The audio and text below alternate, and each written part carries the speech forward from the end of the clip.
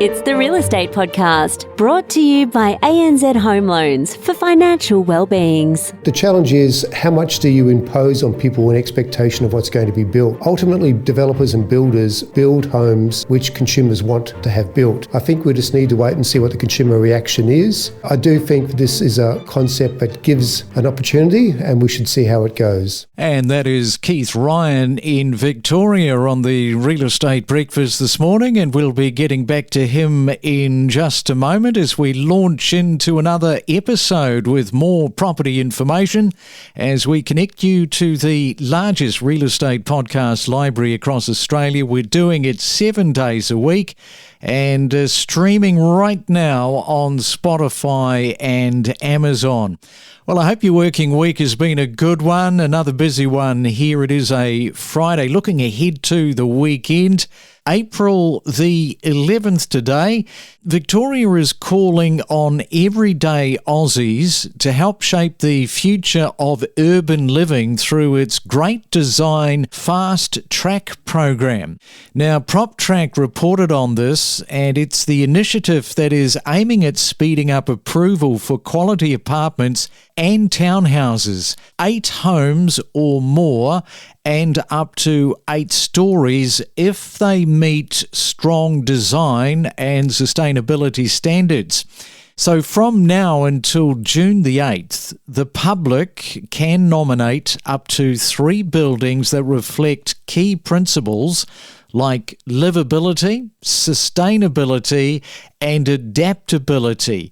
It's a chance for the community to influence how Victoria grows. I reckon this is quite a great initiative, and we are catching up to tell us a little bit more about this with Keith Ryan from HIA in Victoria. And good morning to you, Keith. Welcome into the Real Estate Breakfast. Perhaps you can just expand a little bit more on this and how it actually sort of came to be. Look, this is an interesting idea by the Victorian Government to try and find ways to encourage more home building and particularly more multi-unit, smaller projects to be built. It's an area where we see there's a lot of consumer interest, and we can see that there's great potential for more homes to be built more quickly. The background is that this is pretty much part of the housing statement process that the Victorian Government started in September 2023, and that process originally was probably a little bit too focused on bigger projects and on inner city building, and whilst it was never fully limited to that, it's always seemed to have a bit of a focus on that initially. But over time, the government has started to show more interest in trying to find ways to encourage more building work throughout the state. And one great thing about this Great Design Fast Track process is that it allows for people to choose to build homes in the locations they want to, unlike some of the other reforms like the activity centres, which are very much linked to particular train stations, and the precincts such as suburban rail loop. This is very much a much broader application, and provided you can meet the design guidelines, this allows for faster planning approval for some of these more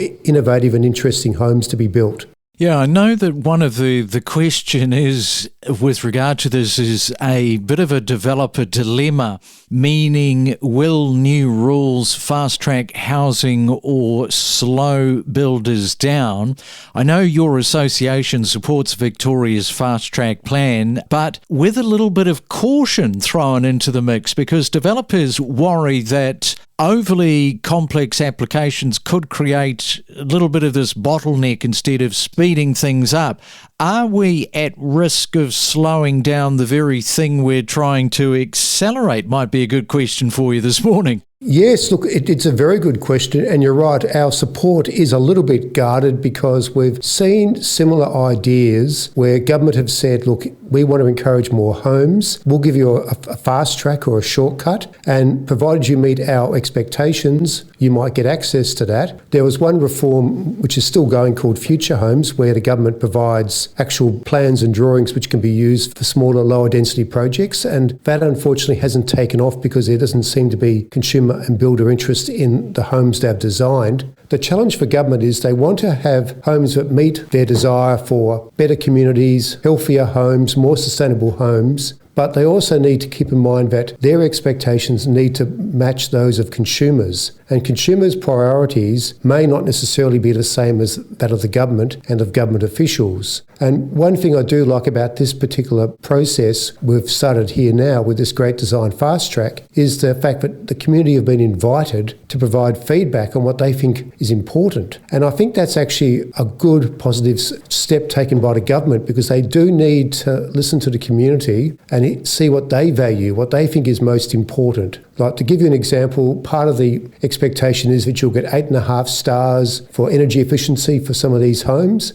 And that's great, but also it comes at a cost. And it'll be interesting to see what the community says about that. Are they going to say, look, yes, energy efficiency is important, but we realistically value more having homes nearer where we currently live, nearer the schools our children go to, nearer the communities we're used to. We want better access to open space. So that will be really interesting. So I think we need to see how that process goes. This reform has potential, but the government does need to be realistic about managing and balancing the expectations of consumers. And what about New South Wales in terms of looking at what they're doing? Because they've got the New South Wales Housing Pattern Book.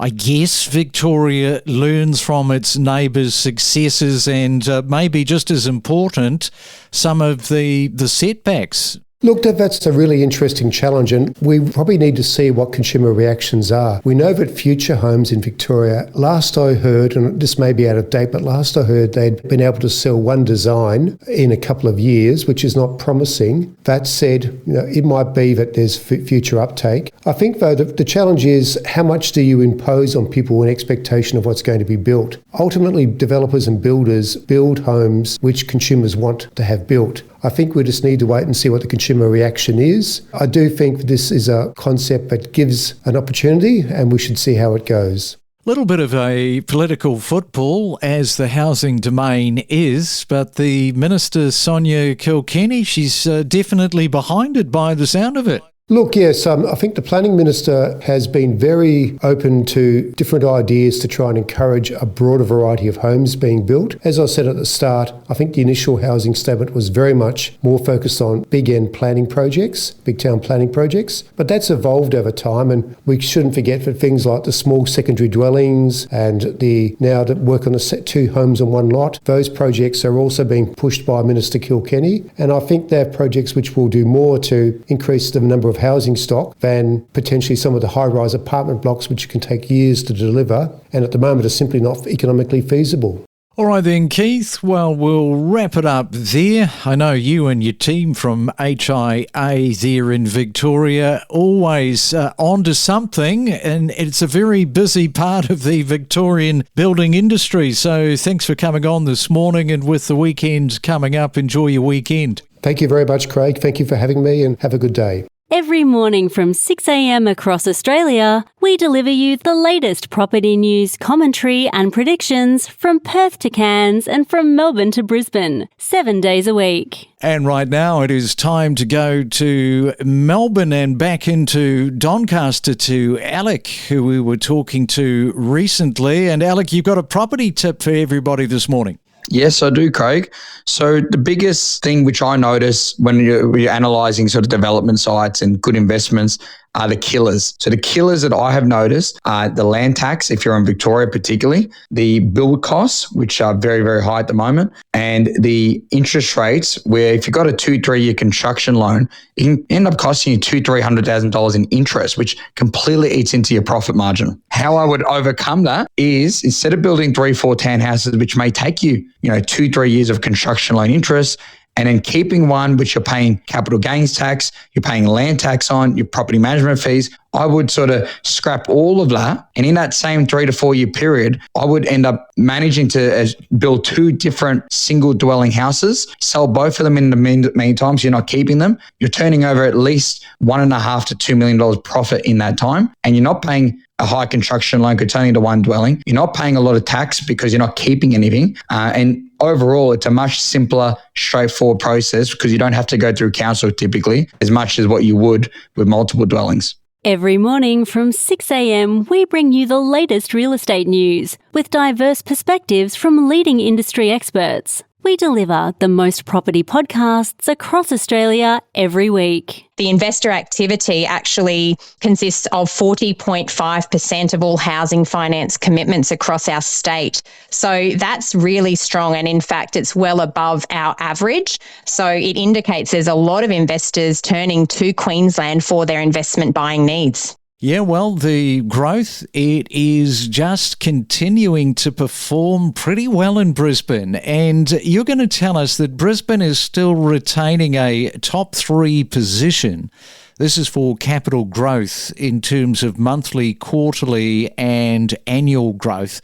So once again, it's all just positive stuff from your territory. Look, it is. I think that Brisbane alongside Adelaide and Perth have been the 3 capital city markets that have outperformed over the last 12 months. And when we look at the quarterly data, this is also the case. A lot of that is due to the fact that these capital city markets have fewer listings. That's the number of properties available for sale. So there's less stock for buyers to choose from. And when that is associated with a market where there's an elevated level of demand, we see prices increase, and that's what we've seen across these markets. I do want to highlight the unit market there in Brisbane. What is going on? Because it continues to outperform and outpace the housing market. So perhaps just talk to that and why that is taking place. It's an interesting trend because historically speaking, this has not been the case in any capital city market around Australia. But when we look back over the last 12 months and in fact over the last 2 years here in Brisbane, the unit market has significantly outperformed the house market. In the last 12 months alone, the unit market has increased 18.8% compared to the house market, which has increased 11.9%. And that's CoreLogic data. So you can see this strong outperformance, and a lot of that is potentially due to affordability constraints. People that are constrained by affordability are looking to more affordable options, and they're willing to make a compromise on the property type that they're living in order to get into some of the more desirable locations. Whether you're a seasoned investor or a first-time buyer, know your property with us on the Real Estate Podcast. It's just incredible, isn't it, how one person can be so dominant on a global stage. Yeah, look, it's interesting to watch play out. Most intelligent people that I've listened to about tariffs are all of the understanding that it's not going to achieve the outcome that he's hoping for. So then you have to wonder what is the actual outcome that he's hoping for, which we spoke about off air earlier, and wonder whether he's actually playing a different game for personal benefit and benefit of his friends.